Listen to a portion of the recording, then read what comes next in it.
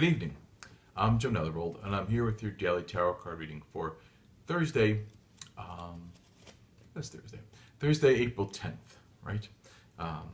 Missed a day, unfortunately. I was in way upstate New York working on some toy projects because in my other life, I'm actually a pretty accomplished mold maker and prototype designer for all kinds of toys and action figures, and including my project, I'm working with a few people, including sculptor Patrick Piggott on the Ed Wood. The director Ed Wood. We're doing a life-size bust diorama sculpture piece. We've been working on it for a while. Got some great starts on that, mainly because I live in Poughkeepsie, and Poughkeepsie's the hometown of Ed Wood. And Ed Wood is a hero of mine. I really look forward to getting this piece done. But anyway, so sometimes the real world or the waking world pulls me away from the supernatural world, and I have to go do things. So that was yesterday, but here we are today, and Thursday's read should be interesting. I've been pulling cards all day for different people, different things. There's a lot of energy going on there, a lot about change and seeking knowledge. Sometimes it's about intuition. This is about hardcore facts. Cold, hard facts, hardcore facts. So here we've shuffled up the deck. It's been very much used today, so I don't even know what it's about to show me, but let's see what today's first card up is. And broken, dealt, the Hangman. Haven't seen him in a while. Hangman means two things. Being stuck, of course, but also about reversing yourself and seeing things from a different perspective. Turning yourself literally upside down, seeing the world from the other side, from the reverse. So depending on what our qualifier cards are today, will give us more reason why the Hangman is the card of the day for tomorrow. But usually I don't see the Hangman as in its simplistic form of just being stuck and not being able to move. I see it about almost like in a kind of yoga-like pose. It's turning yourself upside down, remaining in this sort of pointing down, reversed energy, reversed world, but also to see things in reversed or opposite from what they normally appear to be. But let's see what this one is. What our card up. Here we go. It is hold on a second here. I am a Six of Swords. I know the cards by image, but I can't see their numbers. I'm using a new lighting system, and though it kind of lights me evenly and you can see everything, it is blinding me in this dark room. In this, my theme is always give me a 40-watt amber bulb and I'm good. So this bright white light is a little much. But this Six of Swords is about taking problems away, seeing in different perspective, and taking your problems and sending them out to sell, getting rid of them. And usually you get rid of problems is not by solving them, but by abandoning them. Forgive me, I'm looking out the window here. There's been some strangeness going on here in downtown Poughkeepsie. As always, I predicted, and I said it, and I'm going to say it again, we're going into like a Summer of Sam mode. So it's all kinds of crazy is going to start. It's already started happening. It's only going to get worse by the time it gets hot out. So you know how that went. Anyway, so we got Six of Swords and the Hanged Man. So we already got to think about how to solve your problems. Look at your problems from a different perspective. If you want them to leave, abandon them. Don't try and solve them. Turn around and see how you can make them go away. Let's see what our other qualifier card is. And I think I'm going to use this card. It's jumped up at me, so let me take it. The Star. Star is a great card. Of course, it can mean vanity and single-mindedness and obsession with yourself or the person you make the star. But really, what I like to think of the star as is the North Star, the point at which we navigate from and to. So what we've got here, and I think this is all about changing things that have been problematic and getting new perspectives on ourselves. So right off the bat, with the Star on the one side, the Six of Swords on the other side, we're looking at changing our perspective. The Hangman looks at things. Maybe you haven't been able to solve these problems because you had very single-minded. You haven't had a point to focus on, a star to navigate to and towards, and to set apart as a poignant and profound, goal. Mixed in with the Six of Swords, we want to get rid of these problems. So really, what I would say tomorrow is about changing your perspective. To really get into the problems and not try and solve them, but see why they're problems, where they came from, find their roots, and cut them off at the root. I think sometimes we look at problems way at the end where it's become the problem and not realize that we can kind of trace this problem back And it started as a very simple, a slight, maybe a small insult or an offense or a dollar or two put in the wrong spot, has grown into these problems, and then they become insurmountable. In order to send them away, we have to kind of look back, reduce them to their most mundane and basic nature, and let them go. And it's okay to, I would say it's not about admitting defeat. If you can get rid of the problem and maybe not win, but as long as the problem is gone, by any means necessary, we want to get rid of these problems. So, but really on another side of this about success, it's about changing your perspective, kind of turn your world upside down. Forgive me, there's all kinds of things going on out there. And not even fun supernatural things like mediocre, weird, just strangers on the street type stuff. I digress.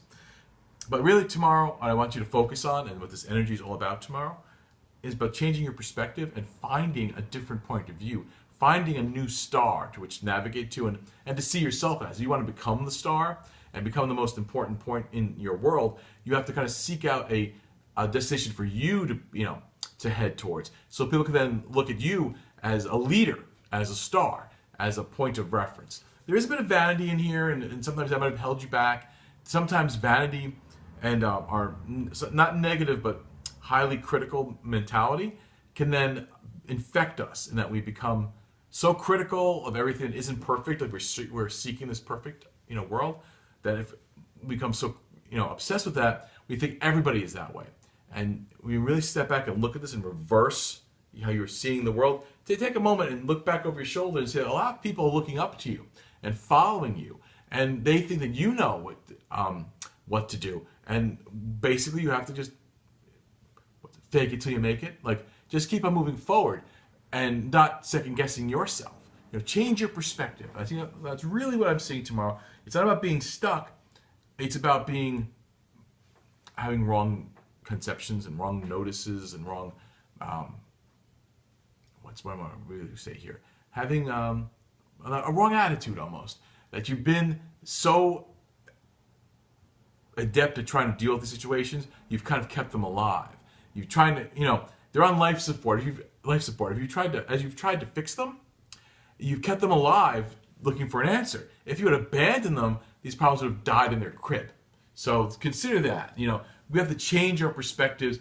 And though I see problems leaving, I see that, that leaves a vacuum. And I always say nature abhors a vacuum.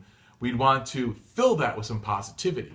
So it's about, trying to turn your world on its head and see things upside down a little bit. See things from the other point of views, from the other side of the street. And I think you're going to really be surprised if you stop and maybe, you don't know what you're looking for, but if you stop and just reverse the situation and go, maybe this is a good thing.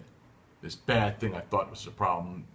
Maybe this person that you're thinking is so smart and devious and cunning is actually kind of stupid and has been acting ignorantly. Maybe you're giving too much credit to someone who's not worth it, and they're not plotting and planning against you. They're just dumb.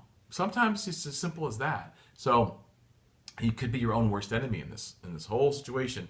Is that maybe your perspectives are all wrong on things. So change your perspectives. Learn how to, I hate that term. I'm not going to even say it. Blah, blah. Life gives you lemons. Make a nice whiskey sour. But no, and life gives you lemons. Make lemonade. Blah blah. No, that's almost like living with the problem. If life gives you lemons, throw them at the person who gave them to you. Tell them you don't want lemons, or make a nice lemon meringue pie, or do something different. Making lemonade would be almost what they expect you to do. Use those lemons for something else. And though I might be rambling a little bit here, what I'm really trying to get to the point of, and with a little, stray examples, is this: change your perspective, change how you view the situations that have been laid in front of you, to let your problems go and to make room for success. Stop trying to solve your problems and just let them find a way to get rid of them. Don't find answers, find excuses. Find find a way to remove things without having to actually fix things. Let it go. Sometimes, if you let things fail, then they're gone. So keep that in mind as we go through tomorrow. Look for opportunity on the one hand that you might not notice because you're too obsessed with fixing everything, and look for creative ways to see things. And even if that's take the day and break your schedule, try and listen more than speaking. You know, just see what people have to say and just ask them why. You know, that's the simplest line of reasoning is just if someone has a problem, they have something to say, just so why did you have to say that? Not even accusatory. Honestly, why do you think that? Why do you feel that way? Maybe we can find a way that you can see something different out of that.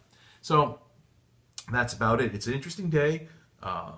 We're heading towards the full moon. It's the pink moon. It's the first full moon in spring. So we've got a lot of renewal energy, a lot of change really wanting to happen, almost forcing the issue, almost smacking you and making you change. So here's a good day to lay out some perspective groundwork on how you're going to change is by what you see today. So take as many opportunities as you can to change your perspective. I'm sure you're going to have a lot of enlightenment and a lot of moments of clarity. So keep that in mind today. There's no dire warnings, nothing really too much to stay away from. So just kind of go through your day with a different attitude and always be looking. Be very observant today. You'll see things you probably haven't noticed because you're looking through things, not at things. So with that, I'm going to say meet me again here tomorrow night around midnight. Or call me on my Keen line. You can talk to me directly if you have any personal questions. But, you know, until then, we'll see each other sometime around midnight, hopefully, as I try to every day. And you have a very magical night, and I'll be here again tomorrow. A little magic button, though. This is what turns the camera off. It takes about 3 times.